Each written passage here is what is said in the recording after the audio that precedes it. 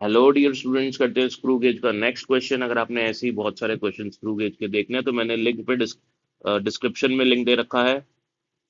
आप वहां जाके स्क्रू गेज के बहुत सारे क्वेश्चन देख के अपने कॉन्सेप्ट को स्ट्रॉन्ग कर सकते हैं। Let us do this question.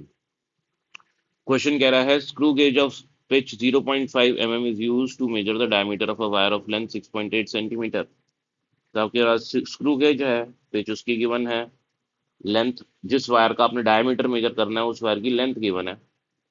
I have a question बोला the main scale reading is 1.5 mm, main scale reading आपको 1.5 mm given है, and moreover circular scale reading आपको 7 दी हुई है। सर्कुलर स्केल डिविजन्स दिए हुए हैं 7।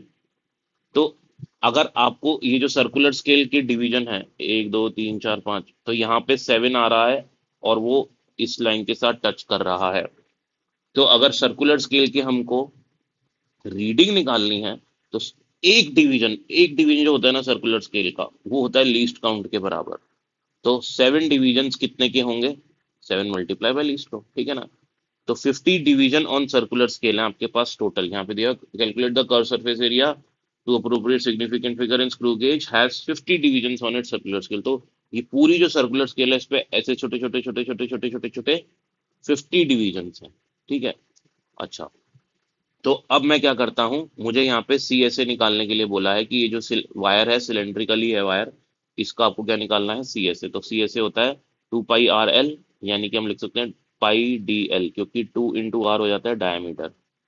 तो सबसे पहले मैं लीस्ट काउंट निकाल लेता हूँ। लीस्ट काउंट का फॉर्मूला होता है pitch upon total division on circular scale. Circular scale के पास टोटल डिवीजन कितने हैं? सर्कुलर स्केल के पास टोटल 50 डिवीजन है। पिच कितनी है? 0.5 mm, ठीक है। तो 0.5 mm अपॉन 50 करूंगा तो मेरे पास ये जो सर्कुलर स्केल है ना, इसके एक डिवीजन का मेजरमेंट आ जाएगा। उसी को हम लीस्ट काउंट भी कहते हैं। तो ऐसे मेरे को सर्कुलर स्केल के 7 डिवीजन यहाँ टच हो रहे हैं। तो इसका मतलब एक डिवीजन की मेजरमेंट 0.01 है, तो 7 की हो जाएगी 7 × 0.01 ठीक है। अब मैं स्क्रू गेज की डायमीटर मेजर करने के लिए फॉर्मूला यूज करता हूँ। रीडिंग होती है main scale reading plus circular scale reading minus zero error. तो यहाँ पे कोई जीरो एरर की तो बात हो नहीं रही, इसलिए हम मेन स्केल की रीडिंग पुट करते हैं प्लस सर्कुलर स्केल की रीडिंग पुट करते हैं और हमारे पास ये आ जाएगा 1.57 mm। अब ये मेरे पास आई है डायमीटर। अब मुझे चाहिए सी एस ए। मैंने यहाँ पे इसको थोड़ा सा करेक्ट कर देता हूँ। यहाँ पे मैं लिखूंगा नॉट डायमीटर, यहाँ पे मुझे लिखना है सी एस ए निकालना है, तो यहाँ मैं सी एस ए लिखूंगा।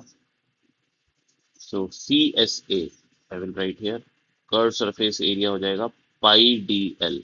सो this is pi, this is diameter and this is the length. 6.8 हमको सेंटीमीटर में दी, एम एम में इसको कन्वर्ट कर लेंगे सेंटीमीटर में।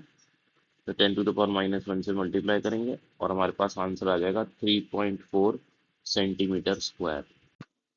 तो अगर हमको यहाँ पे आंसर में देखें, लीस्ट सिग्निफिकेंट फिगर्स हमको पता है हमारे पास यहाँ पे 2 हैं, तो हमारे आंसर में भी सिग्निफिकेंट फिगर्स 2 ही होनी चाहिए, इसलिए हम आंसर 3.4 लिखेंगे।